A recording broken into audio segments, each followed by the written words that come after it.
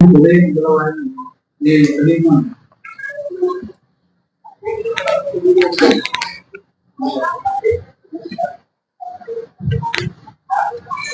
అభిప్రాయం దేశంలో నిర్దోషమైన వారిని నేను కనిపిస్తున్నాను. నిర్దోష మార్గము నాకు ప్రచారకులు మోసం చేయవాడు నా ఇంటి రూపరాదు, అబద్ధం రాదు నా తొమ్మ ఎదుగుతాడు. యెహోవా పట్టణంలో నుండి పాపం చేయవాడిని అందరినీ నిర్మూలన చేయటకే దేశమందరి భక్తిహీనులందరినీ ప్రతి ఉదయమున నేను సంహరించదను.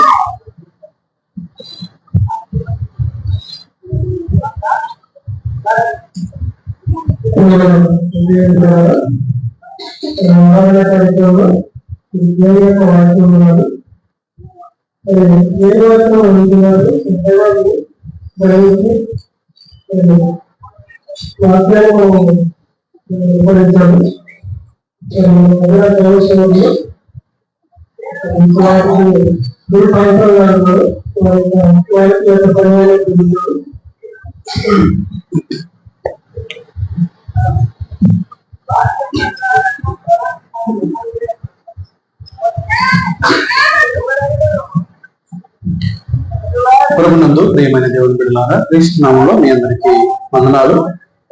దేవుడు మనకు అనుగ్రహించిన ఈ సమయంలో దేవుడి మాటలు నేర్చుకుంటాము.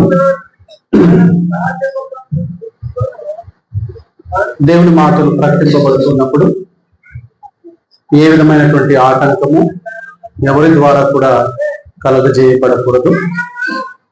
దయచేసి ప్రతి ఒక్కరూ శ్రద్ధగా దేవుని మాటలు వినాల్సిందిగా ప్రేమపూర్వకంగా మీ అందరికీ మనవి చేస్తున్నాను.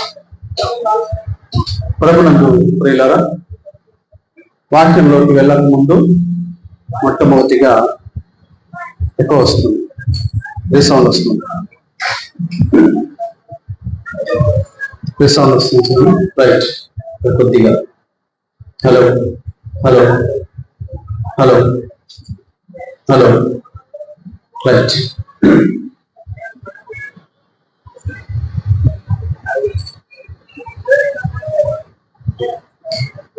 కారణ జన్ములు అనేటువంటి పాఠాన్ని మనము చదువుకోబోతున్నాం. కారణ జన్ముడు లేదా కారణ జన్ముడు అనగా వారు పుట్టక మునుపే దేవుని చేత ప్రకటింపబడి, దేవుని చేత తెలియజేయబడి, దేవుని చేత ఎన్నుకొనబడి, దేవుని చేత ప్రతిష్ఠింపబడి ఆయన సేవ కొరకై బ్రతికినటువంటి వారిని ఏమంటారు అంటే కారణ జన్ములు లేదా కారణ జన్ములు. అంటే దేవుడు ఆయనను ప్రత్యేకంగా ఏర్పాటు చేసుకొని ఉంటాడు. అలాగంటే అన్నా మరి ఈ ప్రపంచంలో ఉన్న వారందరూ దేవుని చేత ఏర్పాటు చేయబడలేదా అంటే రెండు రకాలు. దేవుని మార్గంలో జీవించడానికి ఏర్పాటు చేయబడినటువంటి వారు, రెండవ వారు దేవుని సేవ కొరకు ప్రత్యేకంగా ప్రతిష్ఠింపబడినటువంటి వారు. మనమందరం ఎవరు అంటే దేవుని మార్గంలో జీవించటానికి ఏర్పాటు చేయబడినటువంటి వారం. మన నాయకుడు దేవుని సేవ కొరకే ఆయన ఏర్పాటు చేయబడి, ఎప్పుడు ఆయన పుట్టక ముందే దేవరపోగు పెద్ద జమ్మన్న, దేవరపోగు సుంకులమ్మల గర్భంలో ఆయన పుట్టక ముందే దేవుడు తన మనసులో నిర్ణయించుకొని ఉంటాడు, దేవరపోగు ఎలీషా అనే ఒక వ్యక్తిని నేను ఈ లోకంలోకి తీసుకురావాలి, ఆయన ద్వారా నా సేవను బలంగా జరిగించుకోవాలి, ప్రకటించుకోవాలి అని ఆయన పని కొరకు, పరిచర్య కొరకు, సేవ కొరకు ప్రతిష్ఠింపబడటము. ఇది రెండు రకాలు. మనమేమో దేవుని కొరకు బ్రతకడానికి, దేవుని మార్గంలో బ్రతకడానికి మనమైతే, వారు దేవుని మార్గంలో బ్రతుకుతూ దేవుని సేవను బలంగా ప్రకటించడానికి ప్రతిష్ఠింపబడిన వారు. వారిని కారణ జన్ములు లేదా కారణ జన్ములు అని అంటారు. అసలు బైబిల్లో ఈ సిద్ధాంతం ఉందా? బైబిల్లో అసలు కారణ జన్ములు ఉన్నారా? ఉంటే ఎవరెవరై ఉండొచ్చు? ఒక్కరి పేరు చెప్పండి. బైబిల్లో కారణ జన్ముడు ఎవరైనా ఉన్నారా? దైవజనుడైనటువంటి మోషే. ఓకే, దైవజనుడైనటువంటి మోషే.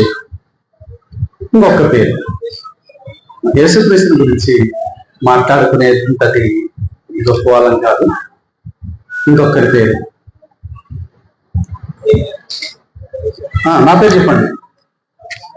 ఎస్, అంటే నా పేరు అంటే నేనని కాదు, న్యాయాధిపతి అయినటువంటి సంసోను. ఇప్పుడు చెప్పుకున్నటువంటి ఇద్దరు పేర్లు, ఒకటేమో దైవజనుడైనటువంటి మోషే, తర్వాత న్యాయాధిపతి అయినటువంటి సంసోను. వీరిరువురు కూడా కారణ జన్ములు. అంటే వారు పుట్టక ముందే దేవుడు వారిని ఏర్పాటు చేసుకొని ఉంటాడు. 139వ కీర్తన 16వ వచనాన్ని మనం చదువుకుందాం. నేను పిండమునై ఉండగా.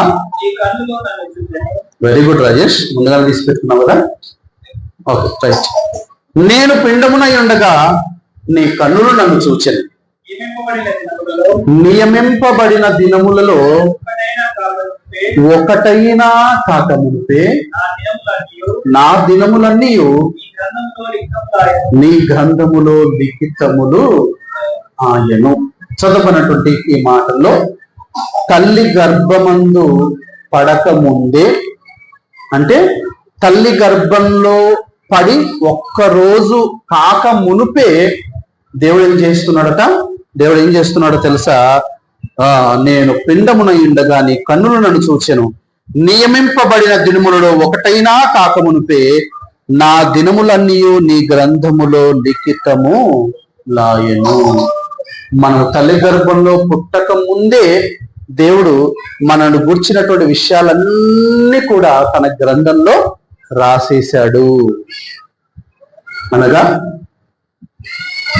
మానవులు ఈ భూమి మీద పుట్టక మునిపే దేవుడు ఏర్పాటు చేసుకుంటాడు, కొందరిని ఏర్పాటు చేసుకుంటాడు.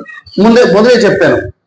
మరి మేం కాదా అంటే మనం కూడా ఏర్పరచబడిన వాళ్ళమే, ప్రతిష్ఠింపబడినటువంటి వారమే, కానీ ప్రత్యేకంగా ప్రతిష్ఠింపబడినటువంటి వారము కాదు. కాబట్టి ఈ మాటను బట్టి ఒక్క దినము మనము పుట్టి ఒక్క దినము కాకమునిపే దేవుడు మనల్ని ఏర్పాటు చేసుకుంటాడు అనేటువంటి విషయము తెలియజేయబడింది. ఇక ఒక్కొక్కటిగా ఎవరెవరు ఆ కారణ జన్ములు, మరి వారు ఏ కార్యార్థి అయి ఏ కార్యం విషయమై వారు ఈ లోకానికి వచ్చి మరి దేవుని యొక్క మాటలను దేవుని యొక్క సేవను వారు జరిగించారు అనేటువంటి విషయాలను మనం ఒకసారి చదువుకుందాం. మొట్టమొదటిగా బైబిల్ గ్రంథంలో మానవులలో, యేసుక్రీస్తుని గురించి కాదు, మానవులలో కారణ జన్ముడు ఎవరై ఉండొచ్చు? బైబిల్లో మొట్టమొదటిగా రాయబడినటువంటి వారిలో మొట్టమొదటి కారణ జన్ముడు అబ్రహాము కుమారుడైనటువంటి ఇస్సాకు. పుట్టిన తర్వాత పిలవటం వేరు, పుట్టక మునుపే అతని గురించి తెలియజేయబడి రాయబడి దేవుడు అతన్ని పిలుచుకొని తన సేవకు ఏర్పాటు చేయడం అనేది వేరు. ఆ మాట ఒకసారి చూద్దాం. ఆది కాండము తీసుకోవాలందరూ కూడా. ఆది కాండము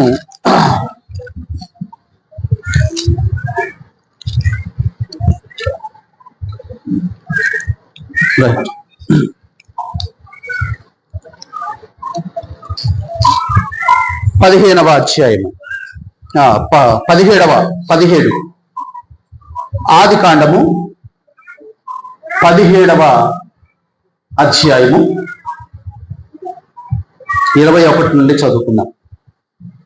21 నుండి చదువుకుందాం. అయితే వచ్చు సంవత్సరము ఈ కాలమందు శారా నీకు కనబోవు ఇస్సాకుతో నా నిబంధనను స్థిరపరచెదనని చెప్పెను. దేవుడు అబ్రహాముతో మాటలాడుట చాలించిన తరువాత అతని యొద్ద నుండి పరమునకు వెళ్ళెను. ఇక్కడ అబ్రహాంతో దేవుడు మాట్లాడుతూ అంటున్నాడు, అబ్రమా, వచ్చే సంవత్సరము నీకు ఒక కుమారుడు పుడతాడు. ఇంకా పుట్టలేదు. ఎప్పుడు? 1 సంవత్సరం తర్వాత నీకు ఒక కుమారుడు పుడతాడు. అతనికి ఇస్సాకు అని పేరు పెడతావు. ఆ ఇస్సాకుతో నా నిబంధనను నేను స్థిరపరచెదను. ఆ ఇస్సాకుతో నా నిబంధనను నేను స్థిరపరచెదను అని పుట్టక మునుపే తెలియజేయబడి, పుట్టక మునుపే దేవుని చేత ప్రకటింపబడి, తెలియజేయబడి పుట్టినటువంటి వారిలో ఇస్సాకు మొట్టమొదటి కారణ జన్ముడు. ఎంతటి కారణ జన్ముడు అంటే దేవుడు అబ్రహామును పిలిచాడు. అబ్రహాము దేవుని స్వరాన్ని అందుకున్నాడు, దేవునితో ప్రయాణించాడు. అందుకే గుడారాలలో బ్రతికాడు. ఎంతటి ధనవంతుడైనా అబ్రహాము ఎక్కడ బ్రతికాడట? డేరాలలో బ్రతికాడు, గుడారాలలో బ్రతికాడు. గుడారము అనున్నది గుడిసె కంటే చిన్నది, గుర్తుపెట్టుకోండి. గుడారము అనున్నది, డేరా అనున్నది గుడిసె కంటే కూడా తక్కువ, గుడిసె కంటే కూడా చిన్నది డేరా అనున్నది. ఆ డేరాలో అబ్రహాము బ్రతికాడు. అబ్రహాము తర్వాత అబ్రహాము కుమారుడైనటువంటి ఇస్సాకు కూడా ఎక్కడ బ్రతికాడట? అదే గుడారములోనే బ్రతికాడు. మరలా ఎంతటి గొప్పవాడు అంటే, ఫిలిస్తీయుల దేశపు రాజు అయినటువంటి అబీమెలెకు ఇస్సాకు యొద్దకు వచ్చి, అయ్యా, నేను ఈ దేశపు రాజైనా నాకంటే నీకే ఎక్కువ బలము ఉంది అని చెప్పినంతటి గొప్ప వ్యక్తి ఇస్సాకు. అంటే ఒక దేశపు రాజు కంటే కూడా ధనవంతుడు, ఒక దేశపు రాజు కంటే కూడా బలము బలగము కలిగినటువంటి వాడు, ఒక దేశపు రాజు కంటే కూడా బలము కలిగినటువంటి వాడు, దేవుని ఆశీర్వాదం కలిగినటువంటి వాడు. తన తండ్రిని అర్థం చేసుకున్నాడు, తన తండ్రి మార్గాన్ని అర్థం చేసుకున్నాడు, తన తండ్రి మనస్సును అర్థం చేసుకుని ఇస్సాకు కూడా ఎక్కడ బ్రతికాడట? గుడారంలోనే బ్రతికాడట. చాలా ఆశ్చర్యం, చాలా ఆశ్చర్యం, హైలీ ఇంపాసిబుల్ అది. తండ్రి ఒకవేళ దేవుని మార్గంలో ఉండవచ్చు, తగ్గించుకోవచ్చు. ఆ తండ్రికి పుట్టినటువంటి కుమారుడు తగ్గించుకుంటాడా లేదా, దేవుని కొరకు బ్రతుకుతాడా లేదా అనేది ఎవరు కూడా ఖచ్చితంగా చెప్పజాలరు. కానీ ఇస్సాకు డేరాలో బ్రతికాడట. దేవుడు పునాదులు వేసినటువంటి ఆ పట్టణం కొరకు ఆయన ఎదురు చూస్తూ బ్రతికాడట. అబ్రాహాము చెప్పిన సమాధానమే ఆయన కూడా చెప్పాడట. ఇస్సాకు, మీ నాన్న అంటే పాతకాలం వాడు, మీ నాన్న అంటే చదువు లేనివాడు, మీ నాన్న డేరాలో బ్రతికాడంటే ఒక కారణం ఉండొచ్చేమో. నీవు ఇంత గొప్పవాడు, ఇంత ధనవంతుడు, నీవు కూడా ఇంకా గుడారాల్లో బ్రతకాలా అంటే అతడు కూడా తన తండ్రి చెప్పిన మాటే, దేవుడు దేనికి శిల్పియు నిర్మాణకుడునై ఉన్నాడో పునాదులు గల ఆ పట్టణము కొరకు నేను ఎదురు చూస్తున్నాను. భూకంపం వస్తే, if earthquake happens, the house will fall down.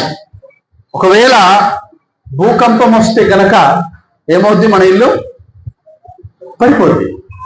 అయితే దేవుడు పునాది వేసినటువంటి ఇల్లు ఎప్పటికీ స్థిరంగా ఉంటుంది.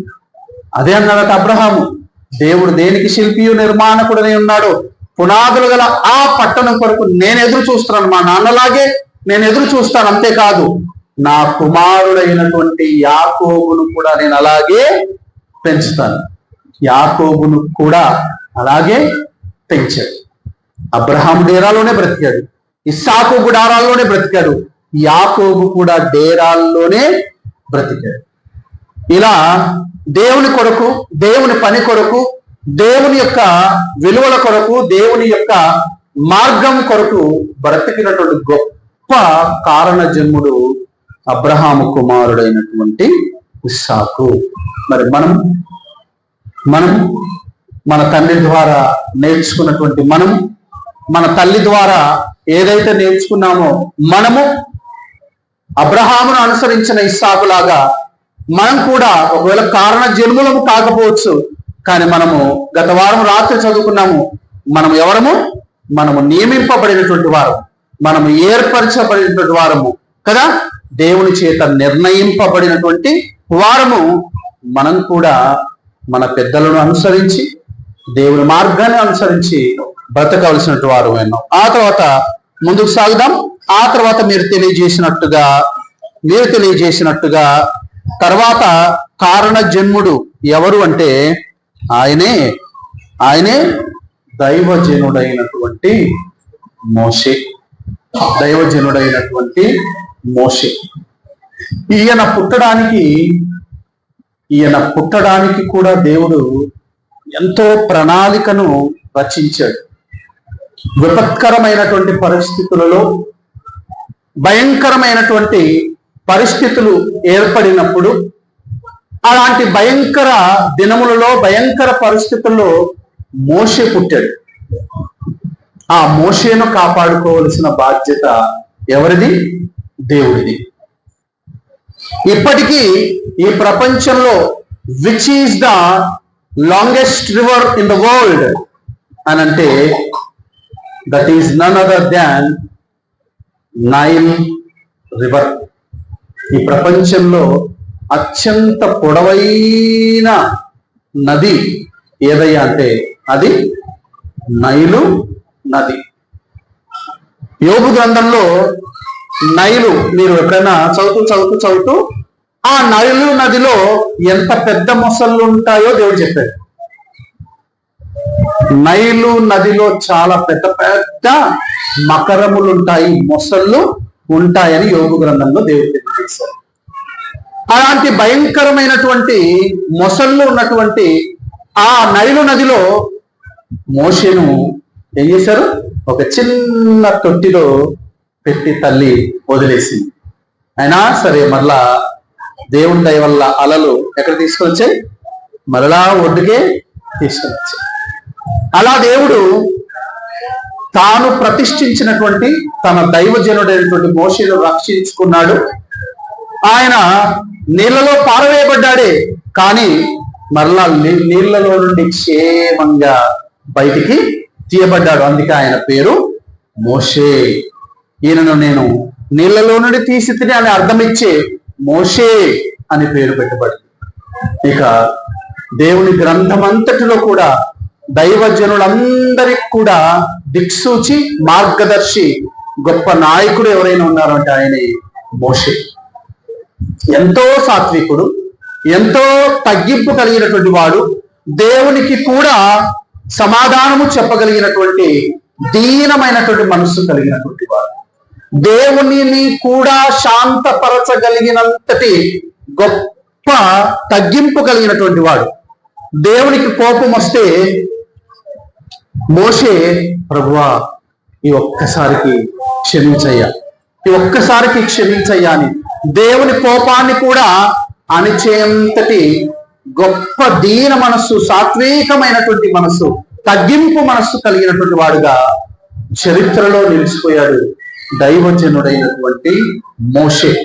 ఆయన పరిచర్య 40 సంవత్సరాలు దేవుని బిడ్డల యొక్క అగచాట్లను ఆయన భరిస్తూ, అనుభవిస్తూ, వారి యొక్క చేష్టలన్నిటినీ కూడా సహిస్తూ దేవుని బిడ్డలను ఎలాగైనా సరే, ఎంతకైనా ఓర్చుకునైనా సరే దేవుని బిడ్డలను కనానుకు చేర్చాలి అనేటువంటి ఆలోచన కలిగి ముందుకు సాగినటువంటి గొప్ప వ్యక్తి, దేవుని చేత ప్రతిష్ఠింపబడినటువంటి వాడు, ఏర్పరచబడినటువంటి వాడు, కారణ జన్ముడు, దైవజనుడైనటువంటి మోషే. రాజేష్ వాక్యం ప్రిపేర్ అయ్యి అంత పెట్టుకున్నాను, అదేమో అక్కడ ఉంది. Right, okay. కాస్త వచనాలు తీయడంలో ఆలస్యం అవ్వచ్చు. రైట్. ఆ తర్వాత దైవజనుడైనటువంటి మోషే తరువాత మరి కారణ జన్ముడు ఎవరై ఉండవచ్చు అని మనం మాట్లాడుకోగలిగితే ఆయనే ఎవరై ఉండవచ్చు? న్యాయాధిపతి అయినటువంటి సంసోను. న్యాయాధిపతుల గ్రంథము 13వ అధ్యాయం. న్యాయాధిపతుల గ్రంథము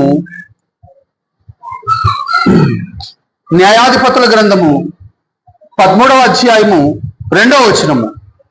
ఆ కాలమున దాను వంశస్థుడును జోరియా పట్టణస్థుడునైన మానోహ అని ఒకడు ఉండేది. అతని భార్య గొడ్రాలై కానుపు లేక ఉండెను.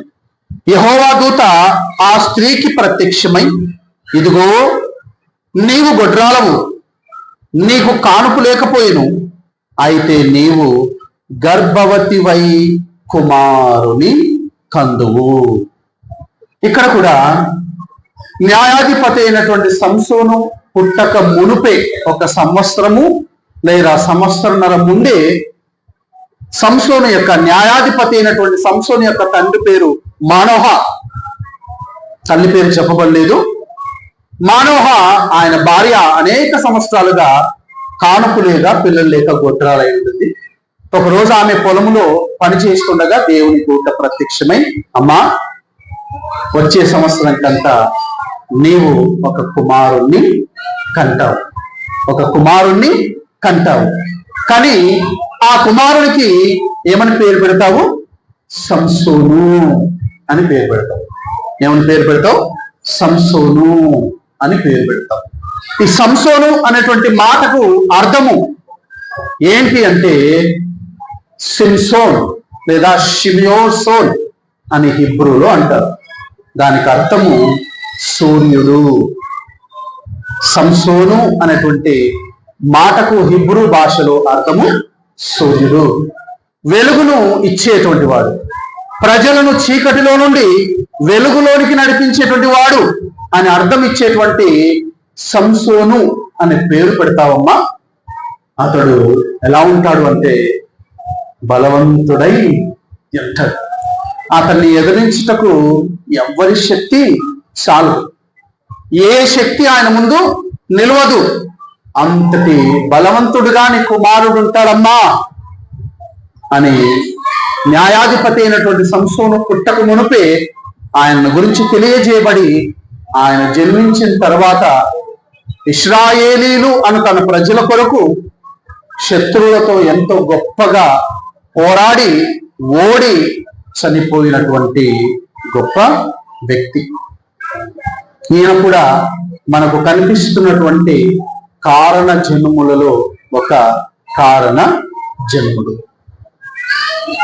మరి అబ్రహాము కారణ జన్ముడు కాదంటే అబ్రహాం కూడా కారణ జన్ముడే. కానీ మనం ఏం చూస్తున్నామంటే దేవుని గ్రంథంలో రాయబడినటువంటి వారిని చూస్తున్నాం.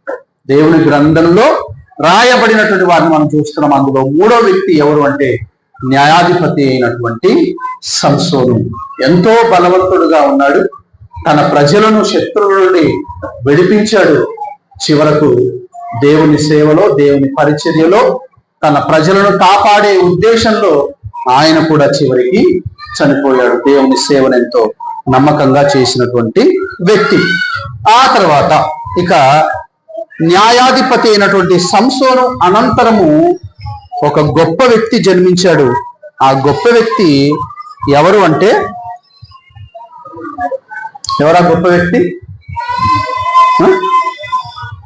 ఎస్, బైబిల్ చరిత్రలో దేవుని పరిచర్యలో 3 గొప్ప స్థానాలను అధిష్ఠించినటువంటి వ్యక్తి.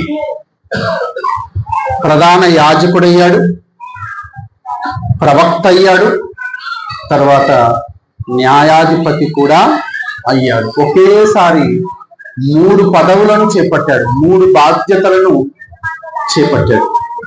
ఆయన ఎవరో కాదు, హన్నమ్మ కుమారుడైనటువంటి సమూయేలు. హన్నమ్మ కుమారుడైనటువంటి సమూయేలు. ఈ సమూయేలు పుట్టక ముందే సంవత్సరంన్నర ముందే సమూయేలు గురించి తెలియజేయబడింది. ఒకసారి బయటకు వెళ్ళండి, ఒకసారి బయటకు రైట్. ఇక సమూయేలు గురించి మనకందరికి బాగా తెలుసు. హన్నమ్మ అనేక సంవత్సరాలుగా పిల్లలు లేక ఎంతో బాధపడి ఒకానొక రోజున షిలోహుకు వెళ్ళి దేవుని మందిరానికి వెళ్ళి సాష్టాంగపడి కన్నీళ్లతో దేవునికి ప్రార్థించుకుంది. అయ్యా, ఈ నిందను నా మీద నుండి తీసివేయి, నాకు ఒక్క కుమారుడు, ఆ కుమారుణ్ణి నీ కొరకు ప్రతిష్ఠిస్తాను అని మొక్కుకొనగా ఆమె మొక్కుకొనిన మొక్కుబడిని బట్టి దేవుడు ఆమెకు ఒక కుమారుణ్ణి ఇచ్చాడు. ఎంతటి గొప్పవాడు అంటే సమూయేలు, ప్రధాన యాజకుడైనటువంటి ఏలి ఉన్నాడు. ఏలి కుమారులు హోఫ్ని, ఫినెహాస్ ఉన్నారు. ఆ ప్రధాన యాజకుడిని కాదని, ఆ ప్రధాన యాజకుడి కుమారులు ఇద్దరు హోఫ్ని, ఫినెహాసును కాదని దేవుడు ఎవరిని ఎన్నుకున్నాడంటే తనకు ప్రవక్తగా, ప్రధాన యాజకునిగా సమూయేలును ఎన్నుకున్నాడు. అంటే ఒక ప్రధాన యాజకుని కుమారులు ఉండగా వారిని కాదు అని, ఇతనే అర్హత కలిగినటువంటి వాడు అని సమూయేలును దేవుడు ప్రధాన యాజకుడిగా ఎన్నుకున్నాడు. ఎప్పుడు ఎన్నుకున్నాడు అంటే పుట్టక మునుపే ఎన్నుకున్నాడు. పుట్టిన తర్వాత తల్లి ఆయనకు దేవుని మాటలు తెలియజేస్తూ దేవుని కొరకు బ్రతకాలి అని ఆయన అనిపించింది. అయితే ఇతను మోషే వలె సాత్వికుడు కాదు కానీ చాలా పౌరుషము కలిగినటువంటి వ్యక్తి. ఈయన నడుస్తూ బెత్లెహేముకు వస్తే ఆ గ్రామము పట్టణమంతా కూడా ఆయనను చూసి భయపడేది. సమయంలో నడుస్తూ వస్తే, అయ్యా సమాధానంగానే వస్తున్నావా అని భయపడి ఆయనకు మ్రొక్కేటువంటి వారు. అంతటి దేవుని కొరకు, దేవుని మార్గం కొరకు అంతటి పౌరుషం కలిగినటువంటి వాడుగా 3 పదవులను దేవుని కొరకు 3 పదవులను చేపట్టి ఆ 3 పదవులను చక్కగా నిర్వర్తించి దేవుడు తనను ఎందుకైతే ప్రతిష్ఠించుకున్నాడో, దేవుడు తనను ఎందుకైతే పిలుచుకున్నాడో ఆ పనిని దిగ్విజయంగా సంపూర్తిగా నెరవేర్చినటువంటి గొప్పవాడు ఎవరు? సమూయేలు. ఈయన కూడా కారణ జన్ములలో ఒక కారణ జన్ముడే. ఈ సందర్భం అంతా కూడా మనకు మొదటి సమూయేలు గ్రంథము 1వ అధ్యాయంలో ఈ మాటలన్నీ కూడా, మొదటి సమూయేలు గ్రంథము చదువుతూ పోతే ఇవన్నీ కూడా మనకు వస్తాయి. ఈయనే సౌలు రాజుగా అభిషేకించాడు. ఈయనే దావీదు మహారాజును కూడా రాజుగా అభిషేకించాడు. ఆయనే సమూయేలు ప్రవక్త, సమూయేలు న్యాయాధిపతి, సమూయేలు ప్రధాన యాజకుడు. రైట్. మరి 4వ వ్యక్తి 5వ వ్యక్తి కదా, ఎన్నో వ్యక్తి? 4వ వ్యక్తి 5వ వ్యక్తి. Right, very good. 5వ వ్యక్తి. ఆ తర్వాత ఇప్పుడు కొంచెం అలా వచ్చి, మరి అందరూ దేవుని బిడ్డలేనా? కారణ జన్ములు. దేవుని బిడ్డలు కాని వారు కూడా కారణ జన్ములు బైబిల్లో రాయబడినటువంటి వారు ఉన్నారు. వారు దేవుని బిడ్డలు కాదు, అయినా సరే దేవుడు వారిని తన పని కొరకు ఎన్నుకున్నాడు, తన పని కొరకు ప్రతిష్ఠించుకున్నాడు. వారిద్దరు ఉన్నారు. ఎవరంటే నెంబర్ 1, వీరు దేవుని బిడ్డలు కాదు, అన్యులు. వీరు చెప్పగలరా? ఇద్దరున్నారు. ఒక్కరు చెప్పగలరా? పాత నిబంధన పారసీక దేశపు రాజైన కోరేషు. పారసీక దేశపు రాజైన కోరేషు. మరి రెండో వ్యక్తి ఈ ప్రపంచాన్నంతటిని కూడా జయించినటువంటి అలెగ్జాండర్ మహారాజు. వీరిద్దరిని గురించి కూడా దేవుడు తన గ్రంథంలో తెలియజేశాడు. వారు పుట్టక మునుపే, ఇంకా చెప్పాలంటే మనం ఇంతవరకు సంవత్సరన్నర 2 సంవత్సరాలకు ముందే అని మాట్లాడుకున్నాం కదా. పారసీక దేశపు రాజైనటువంటి కోరేషు 200 సంవత్సరాలకు ముందే, ఆయన పుట్టక ముందు 200 సంవత్సరాలకు ముందే దేవుడు ఆయన గురించి చెప్పాడు. ఇక ఆయనే 200 సంవత్సరాలు అంటే ఇక అలెగ్జాండర్ మహారాజు ఆయన పుట్టక మునుపు దాదాపుగా 300 నుండి 400 సంవత్సరాలకు ముందే దేవుడు అలెగ్జాండర్ మహారాజుల గురించి తెలియజేశాడు. ఒకసారి చూద్దాం. యెషయా గ్రంథము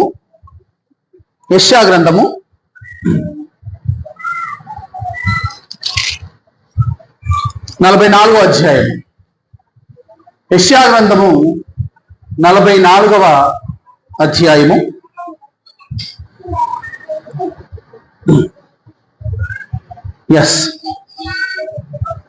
28వ వచనాన్ని చదువుతున్నాను. 28వ వచనాన్ని చదువుకుందాము. కోరేషుతో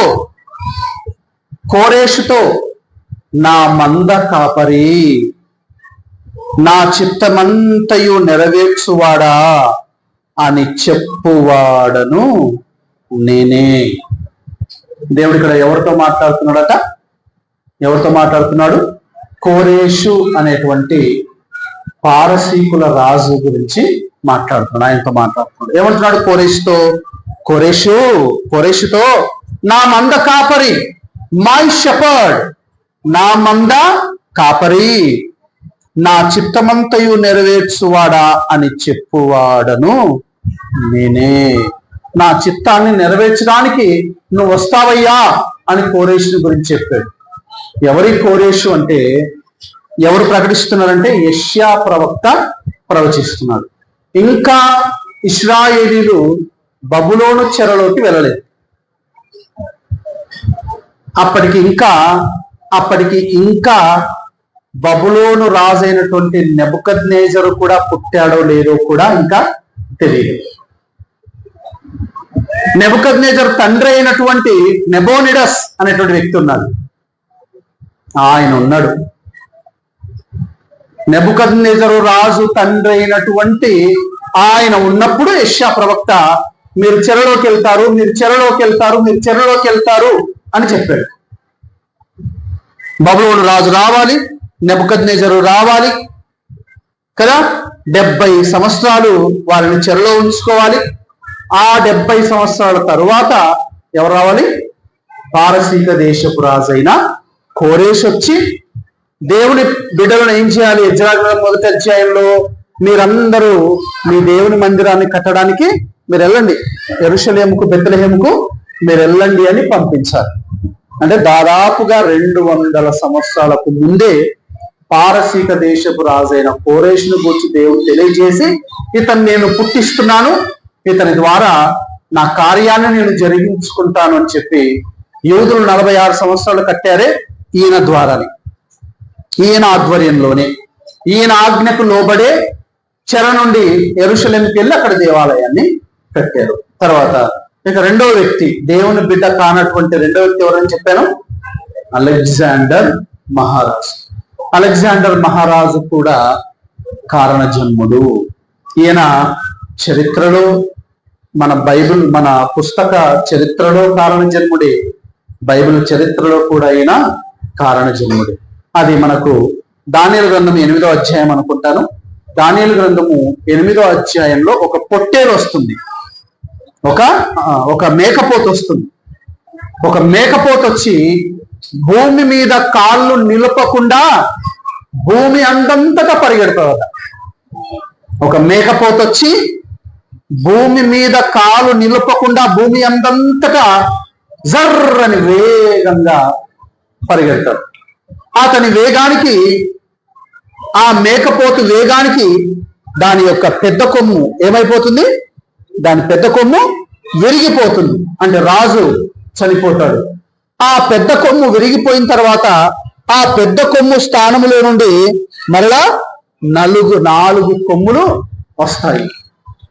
ఇలా దానియేలు గ్రంథం 8వ అధ్యాయంలో అలెగ్జాండర్ మహారాజు పుట్టక ముందే ఆయనను నేను పుట్టిస్తున్నాను, ఆయన ద్వారా కూడా నా చిత్తాన్ని నేను జరిగించుకుంటానని దేవుడు తెలియజేసినటువంటి సందర్భాన్ని మనం చూసాం. రైట్, ఇక మరలా సీక్వెన్స్ లోకి వద్దాం. ఇక సమూయేలు తర్వాత దేవుని బిడ్డలలో కారణ జన్ముడిగా జన్మించినటువంటి ఒక వ్యక్తి ఉన్నాడు. ఆయన యూదా రాజులలో ఒక రాజు.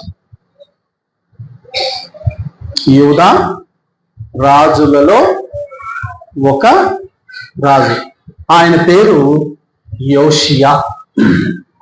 ఆయన పేరు యోషియా. మొదటి రాజుల గ్రంథము 13వ అధ్యాయం. మొదటి రాజుల గ్రంథము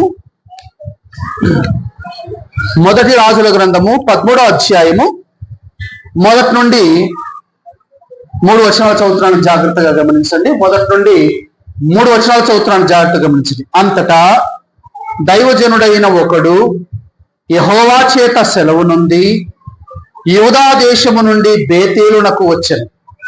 ధూపము వేయుటకై యరొబాము ఆ బలిపీఠము వద్ద నిలిచి ఉండగా ఆ దైవజనుడు యెహోవా ఆజ్ఞ చేత బలిపీఠమునకు ఈ మాట ప్రకటన చేశాను.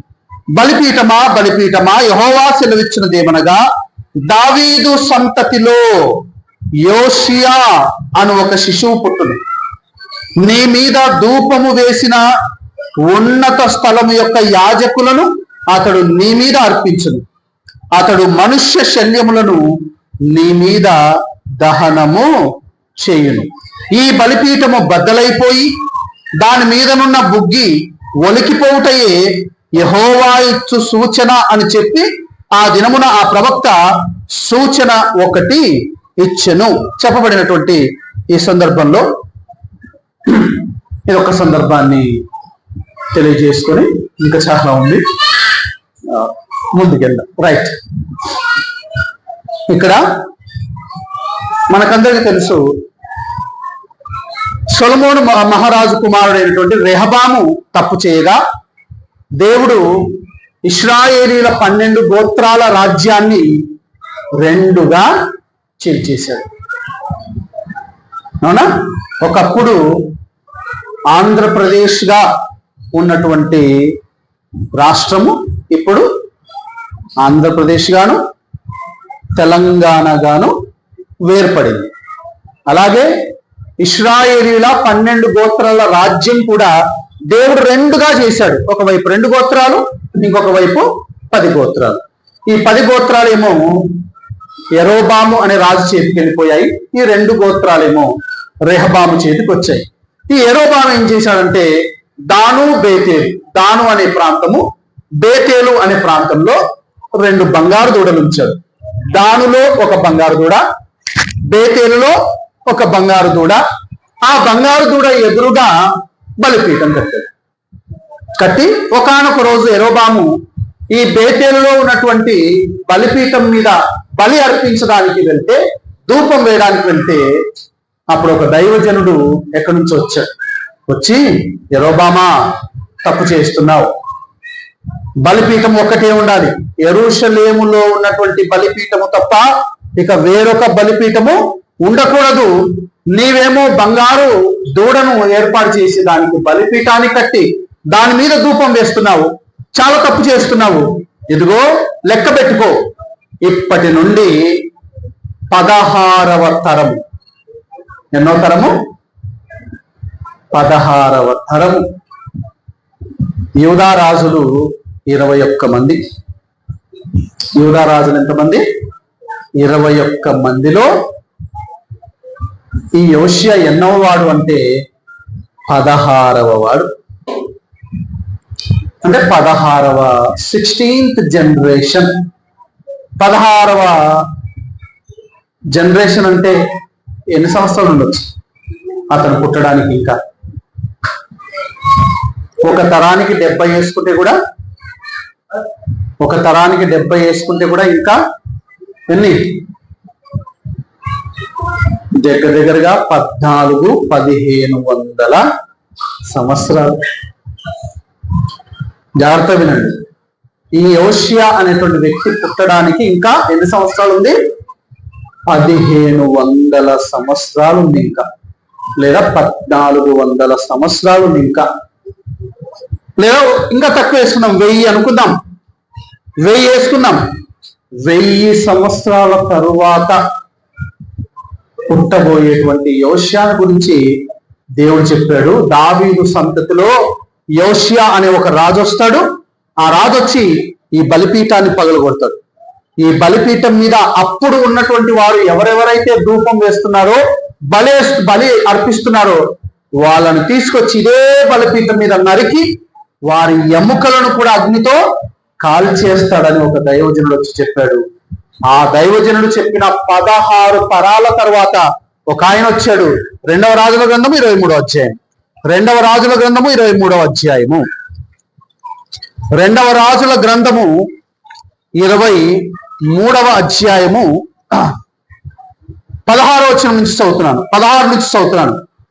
యోషియా అటు తిరిగి అచ్చట పర్వతమందున్న సమాధులను చూచి కొందరిని పంపి సమాధులలోనున్న శల్యములను అనగా ఎముకలను తెప్పించి దైవజనుడు యెహోవా మాట చాటించి చెప్పిన ప్రకారము వాటిని బలిపీఠం మీద కాల్చి దాన్ని అపవిత్రపరిచెను. అంతటా అతడు, నాకు కనబడుచున్న ఆ సమాధి ఎవరిది అని అడిగినప్పుడు పట్టణపు వారు, అది యూదా దేశము నుండి వచ్చి నీవు బేతేలులోని బలిపీఠమునకు చేసిన క్రియలను ముందుగా తెలిపిన దైవజనుని సమాధి అని చెప్పింది. అందుకు అతడు, దానిని తప్పించుడి, ఎవడును అతని శల్యములను తీయకూడదు అని చెప్పగా వారు అతని శల్యములను షోమ్రోను పట్టణము నుండి వచ్చిన ప్రవక్త శల్యములను తప్పించిరి. 16 తరాల తర్వాత యోషియా పుట్టాడు. 16 తరాల తర్వాత యోషియా పుట్టి ఏం చేశాడట? ఆ బలిపీఠాన్ని పగలగొట్టాడు. ఆ బలిపీఠం మీద బలర్పిస్తున్నటువంటి వారిని చంపి వారి ఎముకలను కాల్చి బూడిద చేశాడు. అప్పటికి చనిపోయినటువంటి వాళ్ళు వారి సమాధులను కూడా తెరిచి, అంటే యెరోబాము యొక్క సమాధిని కూడా తెరిచి ఆయన ఎముకలను కూడా పైకి తీసి ఆ ఎముకలను కూడా ఆ బలిపీఠం మీద కాల్చి బూడిద చేశాడు. అలా సమాధులన్నిటిని తీసేస్తే ఒక సమాధి కనిపించింది. ఆ సమాధిని ఎవరు ముట్టట్లేదు. అయ్యా ఎవరుదయ్యా సమాధి అంటే, అయ్యా 16 తరాల కిందట నువ్వు పుడతావు, నువ్వు వచ్చి ఇలా చేస్తావని చెప్పాడు కదా, ఆ దైవజనుని సమాధి అదే అని చెప్పగా ఆ సమాధిని ఎవరు కూడా ముట్టవద్దు అని దేవుని పనిని ముందుకు తీసుకెళ్ళగలిగినటువంటి గొప్ప వ్యక్తి ఎవరు అంటే యోషియా. 16 తరాల తర్వాత జన్మించారు. ఇలా పాత నిబంధన గ్రంథంలో అనేకమైనటువంటి కారణ జన్ములు ఉన్నారు. ఇక పాత నిబంధన చివరిలో ఒక ఆయన ఉన్నాడు, క్రొత్త నిబంధన ప్రారంభంలో ఆయన ఉంటాడు, తర్వాత క్రొత్త నిబంధనలో కూడా కొంతమంది కారణ జన్ములు ఉన్నారు. వీలైతే వచ్చే వారము దేవుని చిత్తమైతే ఆ మాటలు మనం చూసుకున్నాం. ఇంకా పాత నిబంధనలో ఇంకా ఇద్దరున్నారు. ఆ ఇద్దరులో ఒక వ్యక్తి క్రొత్త నిబంధనలో కూడా కనిపిస్తాడు. ఆ తర్వాత క్రొత్త నిబంధనలో కూడా కొంతమంది కారణ జన్మలు ఉన్నారు. దేవుని పని కొరకు ముందుగానే ప్రతిష్ఠింపబడి, వారు పుట్టక మునుపే నియమించబడి, ఏర్పాటు చేయబడి, ప్రతిష్ఠింపబడి ఈ లోకానికి వచ్చి దేవుని సేవను నమ్మకంగా చేసినటువంటి వాళ్ళు ఉన్నారు. దేవుని చేతమైతే మరి ఒక వారం చదువుతున్నాం. మీ అందరికి మరొకసారి వందనాలు తెలియజేస్తూ మనసు. Thank you.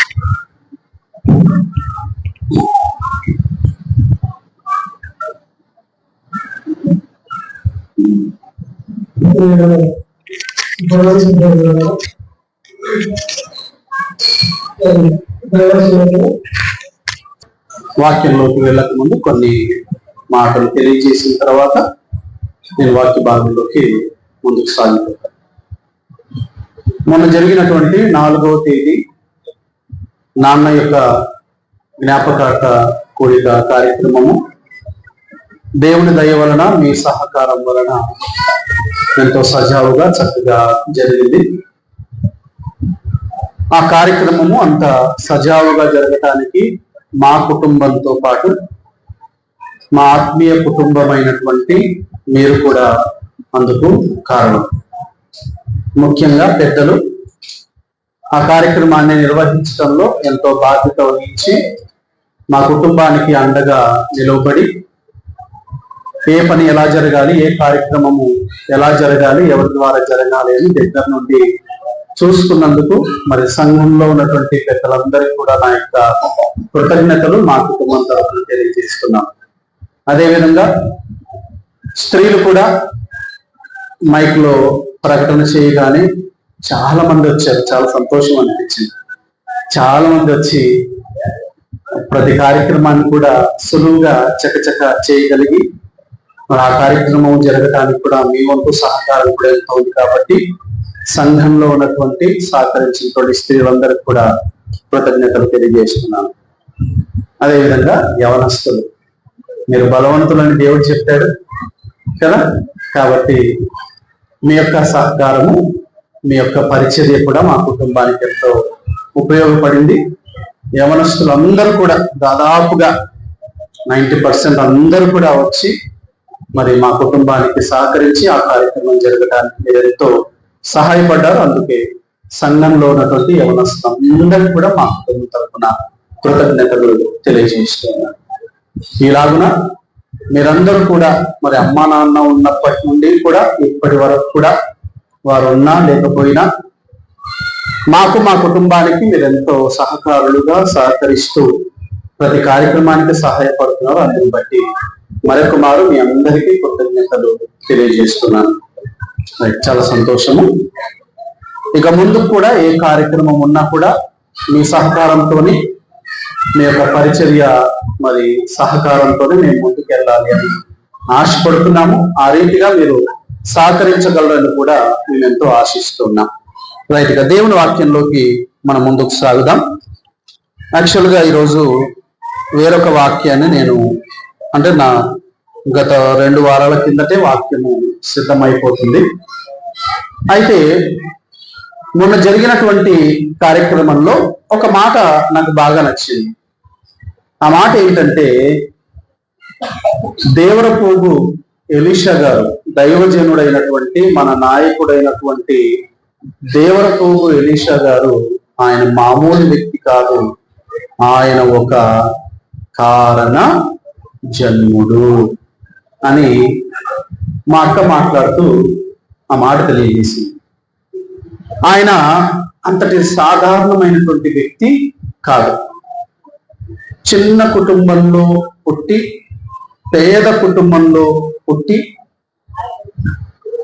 ఆ తర్వాత తల్లిదండ్రుల దగ్గర నుండి పుల్లూరు గ్రామానికి పంపబడి అక్కడ కొంతకాలము ఉన్న తర్వాత మరలా దేవుడు తిరిగి మరలా అల్లంపూర్కే పంపించి అత్యంత చిన్న వయసులో 14-15 సంవత్సరాల వయసులో, మీకోసారి చెప్పాను, 14-15 సంవత్సరాల వయసులో చెన్నైకి వెళ్ళాలి, మద్రాసుకి వెళ్ళాలి, దేవుని వాక్యాన్ని నేర్చుకోవాలి, ట్రైనింగ్ చేయాలి, అక్కడే ఉండాలి, 6 నెలలు, 3 నెలలో 6 నెలలో అక్కడే ఉండాలి, ఆ తర్వాత 1 నెలకో 2 నెలలకో తిరిగి రావాలి, మరలా అక్కడే 3 నెలలు 6 నెలలు ఉండిపోవడానికి మరలా వెళ్ళాలి అని ఆయన నిర్ణయించుకొని ఎంతో ప్రయాసపడి, దేవుని కొరకు ప్రయాసపడి, లోక సంబంధమైనటువంటి సంపాదనలు, లోక సంబంధమైనటువంటి ఆశలు ఎన్నొచ్చినా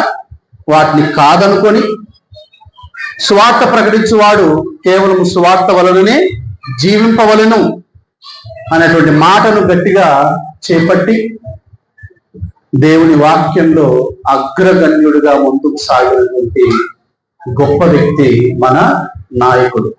కాబట్టి నిజంగా చెప్పాలంటే ఆయన ఒక కారణ జన్ముడే. సో ఈరోజు మనం చదువుకోబోతున్నటువంటి పాఠం ఏంటి అంటే, కారణ జన్ముడు. కారణ జన్ముడు. కారణ జన్ములు అనగా వారు పుట్టక ముందే ఒక కార్యం విషయమై వారు ఎన్నుకోబడి, ఏర్పాటు చేయబడి, దేవుడి చేత ప్రతిష్ఠింపబడి